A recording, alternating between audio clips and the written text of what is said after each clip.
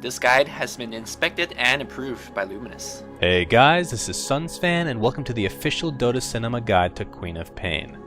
If you aren't familiar with this hero, you may want to watch the introduction we did for her at the corresponding link. Queen of Pain is an intelligence burst damage hero who can sometimes act as a side carry. Her role can vary, but is certainly able to snowball out of control if given a solid advantage in levels and gold. First, you'll want to level Blink in most cases, since it'll allow you to get away from an early gank with ease. Typically at levels 2 and 3, you'll want to get Shadow Strike. The old build was to get just one level of it, but level 2 of Shadow Strike deals enough damage that the enemy actually has to care about it, as it provides amazing harassment in lane. Because of this odd skilling, in combination with players wanting to max Scream of Pain, you will actually spend the next 4 skill points on that Scream of Pain, which means you won't typically level your ulti, Sonic Wave, until 8. At this point you'll deal some serious damage. From here you'll level your ulti at the normal 11 and 16. Now you want to max out Blink, since the cooldown and range will help quite a bit with moving around. This means leaving levels 3 and 4 of Shadow Strike for last. To start the game, purchase your usual set of health regeneration, meaning tangos and a health pot, to go along with 3 branches for an eventual wand. With your additional gold, get a Mantle of Intelligence, which you can build into a null talisman if you're not farming well, or just sell it if there's no need.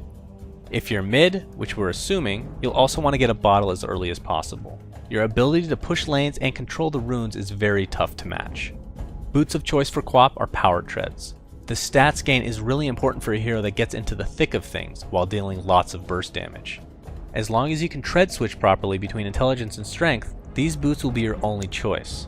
If you're farming at a ridiculous rate and the game is snowballing in your favor, boots of travel are also something to consider, since you'll be able to farm at every corner of the map. Into the core items for Quap, you have a decent array of choices, all of which hinge on what kind of lineup you're going against. If they have a lot of magic damage, then a BKB is terrific. It doesn't provide any mana regeneration, but hey, it'll keep you alive. A Lincoln Sphere is great for mana regeneration, and will also give you good stats and survivability. Or if you're into the early game damage, then go for Aghanim's Scepter, so you'll be able to spam your ultimate whenever you feel the need. An Orchid of Malevolence is also an excellent choice, if you need to silence a particular enemy that is bothering you. You'll also get great mana regeneration from it, and the extra damage inflicted upon the enemies will synergize nicely with your burst damage mentality. Late game, get a Scythe of Vice. It's amazing. A Shiva's could also be good since you're already in the middle of the action. And then we get to luxury and situational. If you're going for a hard carry type Quap, then it's not unheard of to get an MKB or Desolator for ridiculous right click damage. A Scotty also works nicely with Shadow Strike, basically slowing enemies to a crawl. Also, a Necronomicon is very underrated, as well as the ever forgotten Veil of Discord. Lastly, if burst damage is all you care about, even a Dagon can be viable on Queen of Pain. Playing mid as Queen of Pain brings many advantages. We touched on some of them earlier, but the main advantage is rune control. You should be beating your opponent to just about every rune if they don't have an enemy support camping them. Getting these bottle charges will allow you to spam your spells at a decent rate. Your Scream of Pain will decimate waves, thus pushing your lane. As with most heroes that have a similar skill, make sure to do this right before the rune spawns to allow yourself an easy bottle. If there is a chase to the rune, then both your Blink and Shadow Strike should come in handy. And unlike some other intelligence heroes, a double damage rune is just about a free kill.